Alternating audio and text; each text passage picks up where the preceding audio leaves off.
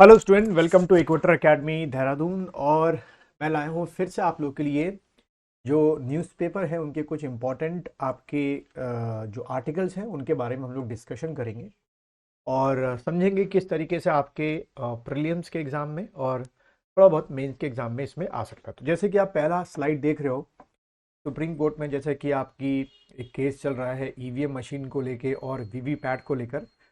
तो अगर आप हेडिंग देखें तो उसमें क्या लिखा हुआ है कि impossible to tamper with EVM at any stage, Election Commission in Supreme Court. Election Commission ने ऑफिशियली या कह सकते हो कि लीगली तौर पे कहा है कि भाई it is impossible to what tamper any EVM machine.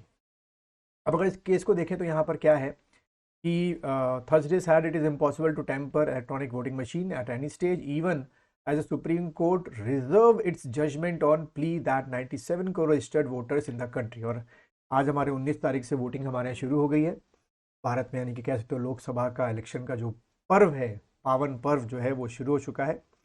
और इसमें लेके फाइनली जो कहा गया है वो ये कहा गया है कि अ, दोबारा मतलब सुप्रीम कोर्ट ने कहा कि दोबारा बैलेट पेपर्स की तरफ जाना तो कोई की बात नहीं है और ना ही प्रैक्टिकली पॉसिबल भी है इतने बड़ी पॉपुलेशन को बैलेट पेपर से पूरा कराना, काउंटिंग करना।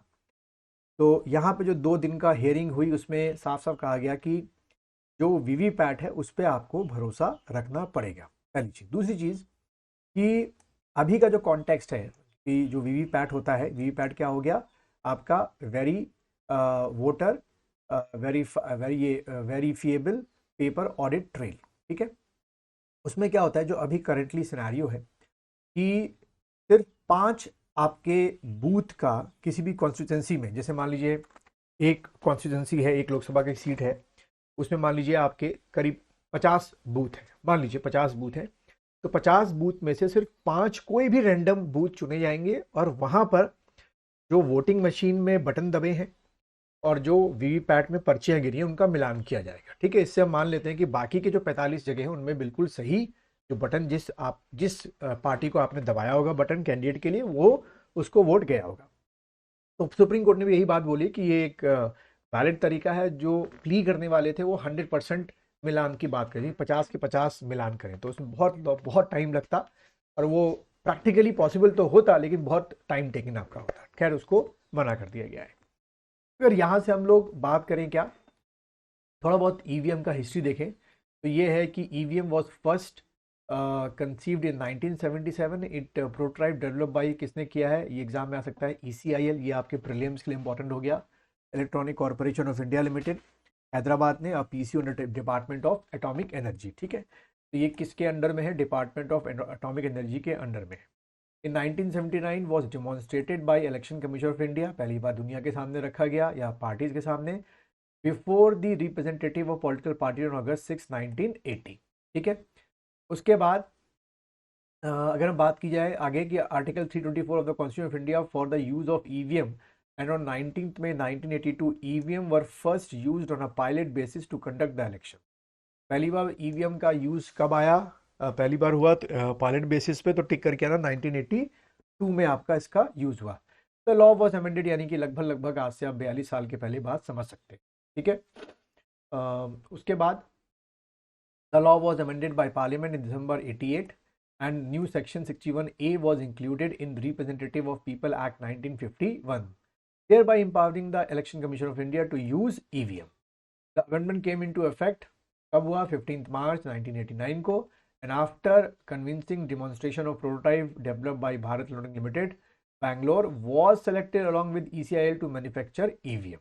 ठीक है, चलो ये पूरा आपका यहाँ पर अच्छी तरीके से दे रखा है, तो इसको वीडियो को पॉज करके आप लोग इसमें पढ़ सकते हो। ठीक है, पूरा आपका इसका हिस्ट्री दे रखा है, टाइम टेकन है, लेकिन इसको आप लोग वीडियो को पॉज करके या इसका जो लिंक है ये आपका eci.gov.in करके है, गूगल में सर्च करेंगे तो आपको मिल जाएगा।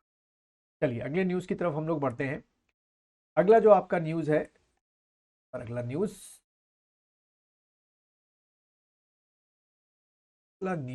ये रहा हमारा अगला न्यूज़। क्या है भाई अगला न्यूज़, वो है आपका क्या, one of 17 Indian crew members of Iran seize vessel return.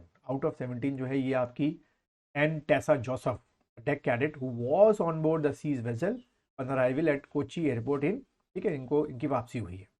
तो यहाँ पे कुछ कुछ मेजर बातें आ सकते हैं कि वो जो शिप का नाम क्या है जिसको ये सीज किया गया है बाय द ईरानी अथॉरिटी, तो वो है आपका एमएससी एरियस। ठीक है, ये एक पुर्तगाली फ्लैग शिप है। और ये एना एन टेसा जो है जोसेफ वापस आई हैं, बहुत अच्छी बात है। बाकी के 16 लोग के बारे में कहा गया है। देखिए बड़ा अच्छा स्टेटमेंट है वहाँ के जो आपके एम्बेसडर है to India Iran, Iraj Elahi, the Indian sailors are not detain. साफ साफ कहा गया they are free and can leave Iran whenever they like. ठीक है, और उन्होंने ये शिप वेसल क्यों सीज किया, क्योंकि ईरान कह रहा है कि Iran had earlier claim that the cargo vessel had violated international maritime law, इसलिए सीज किया।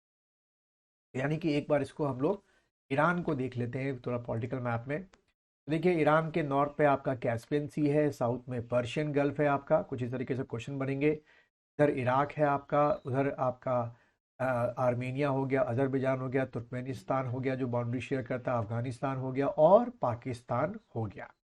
तो अभी जो आप हाल में देख रहे हैं ईरान और इसराइल के बीच में जो गहमा गहमी चल रही है, अगर ये वॉर छिड़ी तो आप सोचिए आपके बगल में तक ये वॉर क्या होगी, फैल चुकी हो। ठीक है, उसके बारे में हम लोग बाद में बात करें।